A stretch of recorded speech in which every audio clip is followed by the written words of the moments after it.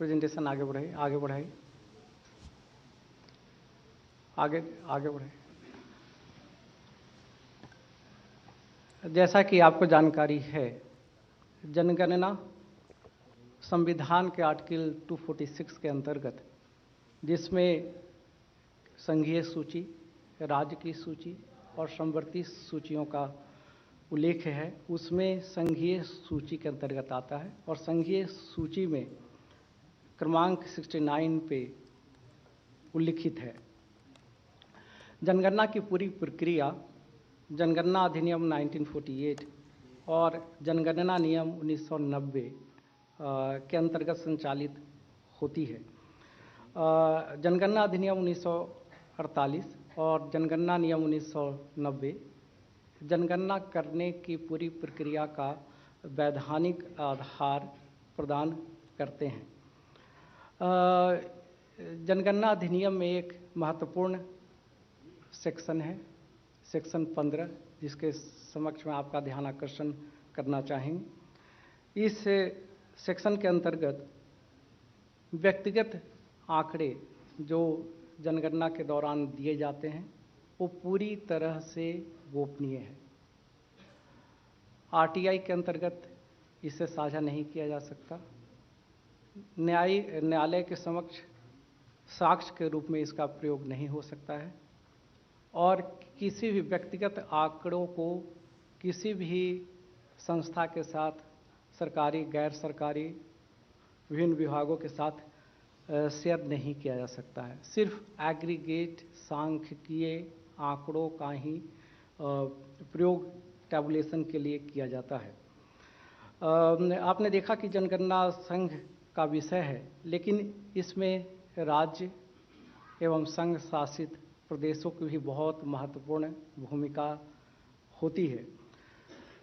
राज्य एवं संघ शासित प्रदेश की पूरी प्रशासनिक मशीनरी इसमें शामिल होती है और फील्ड का कार्य संपन्न उनके द्वारा होता है।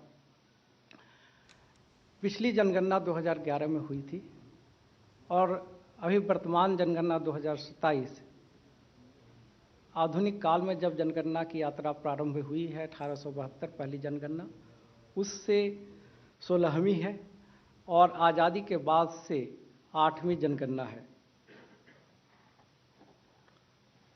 नेक्स्ट,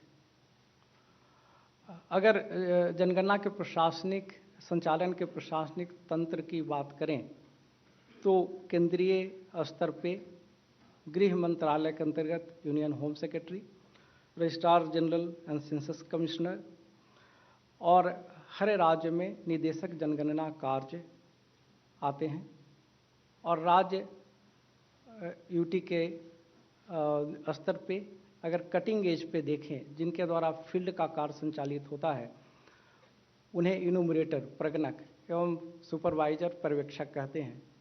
अधिकांशतः स्कूल के शिक्षक और सरकारी कर्मचारी और लोकल बॉडी के कर्मचारी आते हैं जो कि इस कार्य को संपन्न करते हैं।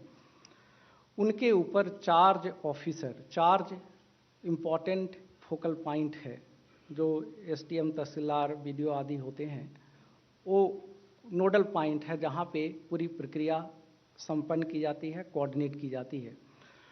उनके ऊपर प्रिंसिपल सेंसस ऑफिसर जो जिला मजिस्ट्रेट होते हैं, जिला कलेक्टर और नगर निगम के आयुक्त गण होते हैं।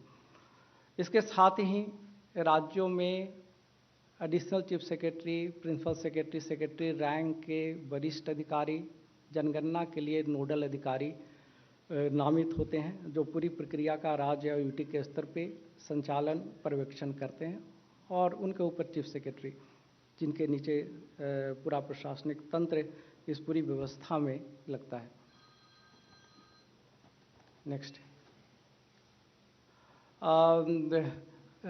जैसा कि आपकी जानकारी में है, जनगणना का संदर्भ तिथि ये महत्वपूर्ण होता है। संदर्भ तिथि मार्च 1:00 आवर्स यानी कि 28 फरवरी 2027 और 1 मार्च 2027 की मध्य रात्रि वो संदर्भ तिथि है। जो पहली अधिसूचना जनगणना की मंशा कराने की प्रकाशित हुई है 16 जून 2025 को, उसमें संदर्भ तिथि, इस संदर्भ तिथि की वजह से ही इसे जनगणना